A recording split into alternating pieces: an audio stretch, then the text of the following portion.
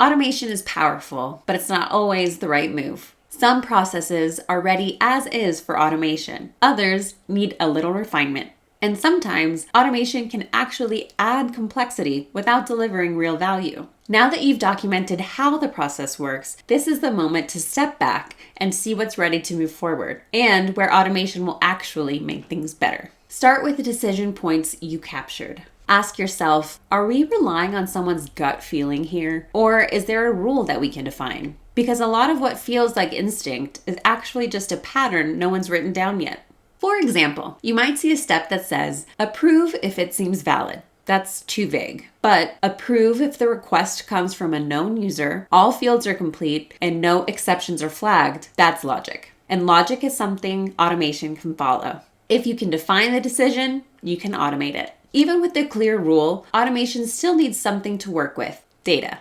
So ask, is the information captured in a form or system? Is it stored in a structured field or buried in an email or a Slack message? If the data isn't available or isn't accessible, that's something to fix before you build. You might update an intake form. You might pull from another system. But automation can't act on what it can't see. Then take a look at the full process again. Ask yourself, are we keeping steps that only exist because things used to be done manually? For example, a technician might write down a client's name to remember it later. With automation, that data can be passed forward automatically. Don't build around unnecessary work. Use this moment to simplify. Now, what about exceptions? Every process has variations. What matters is how you plan for them. There are two kinds to think about. First, application exceptions. These are technical issues. A field is missing, a system doesn't respond, a webhook fails. Your automation should catch and log the error, notify the right person, and exit or recover gracefully. Then, business exceptions. These aren't failures, they're planned variations. For example, requests under $5,000 go to sales. Over $5,000, they go to finance.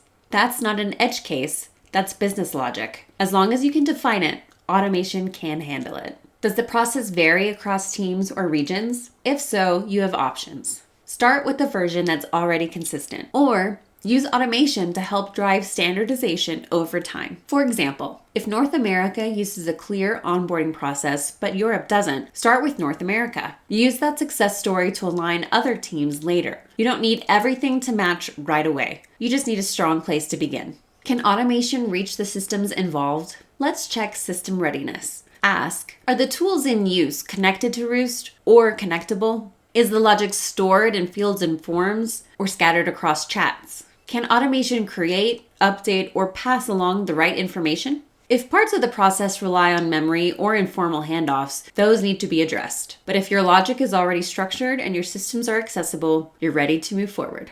And finally, should this process be automated? Let's be honest. Just because a process can be automated doesn't mean it should be. Ask yourself, is it high volume, repetitive, or error prone? Does it slow things down or cause friction in your team? Will automation improve speed, consistency, or reliability? If the answer is yes, automation is likely worth the effort. But if the process works just fine, with little risk and low overhead, you may decide to hold off for now. That's not a missed opportunity, that's just good prioritization. Some processes are ready to automate right away. Others might need small changes to get there, and some will become automation candidates down the line. Your job isn't to automate everything, it's to automate the right things at the right time. In the next lesson, we'll shift from process to systems and ask the practical question, can Roost automate this? And how do we start building?